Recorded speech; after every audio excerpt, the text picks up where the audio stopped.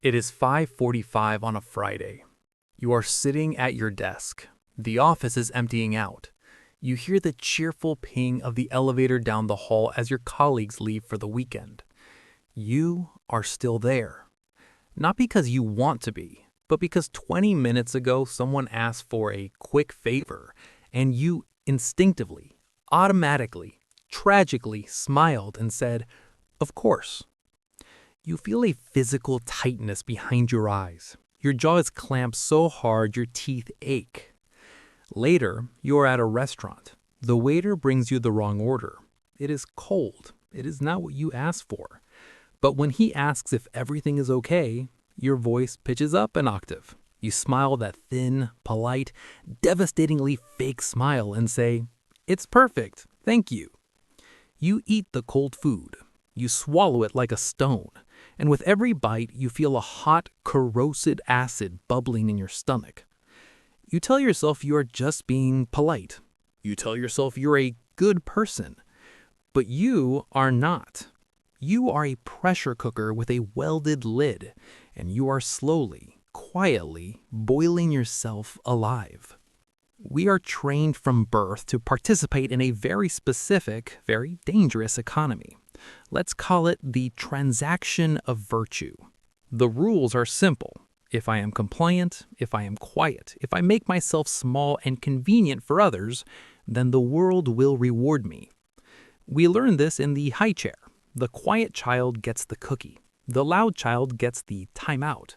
So you learn to perform a surgical amputation on your own personality.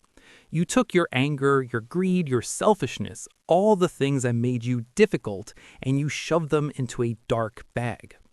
The Swiss psychologist Carl Jung called this bag the shadow.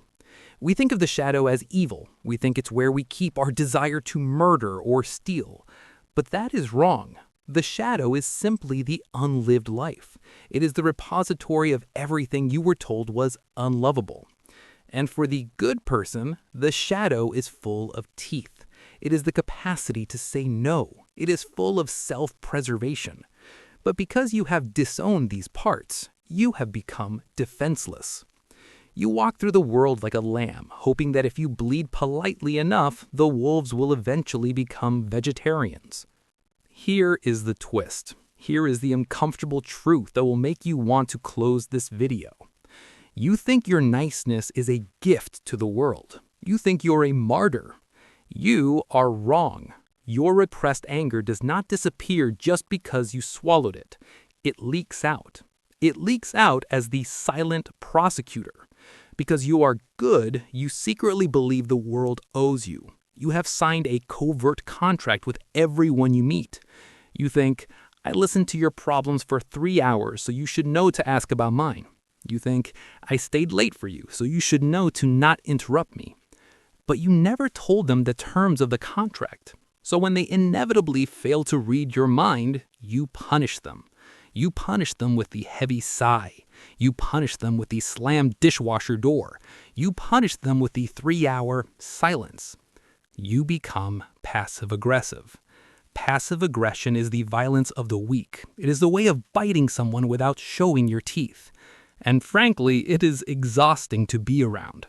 People don't feel loved by your niceness. They feel managed. They feel like they're walking on eggshells waiting for the bill to arrive for a dinner they didn't know they were ordering. You are not suffering because you're too good. You're suffering because you're harmless. And there is a massive psychological difference between being good and being harmless. So, how do we open the valve before the tank explodes? We must embrace shadow integration. This doesn't mean you go out and start punching people. It means you must reclaim the capacity for mayhem. You have to realize that true morality is a choice. A rabbit is not virtuous because it doesn't eat the wolf. It is just a rabbit. It has no choice. To be truly good, you must have the capacity to be dangerous and keep it sheathed. The shift starts with a physical action. The next time someone crosses a boundary, I want you to disappoint them. I want you to feel the urge to smile and say, "It's okay." And I want you to kill that urge. Look them in the eye. Keep your face neutral and say, I can't do that, or that actually hurt my feelings. Your heart will hammer against your ribs. You'll feel a wave of nausea. Your brain will scream, they are going to hate you. Let them. If the only way they can love you is if you're a doormat, then you don't have a relationship. You have a hostage situation. The rage you feel is not a sickness. It is a signal. It is your engine light flashing, telling you that you're starved for dignity. Stop trying to be the saint. The saint is dead. The saint is a statue made of stone. Be the monster who learned to be gentle. That is the only safety that is real. Show your teeth.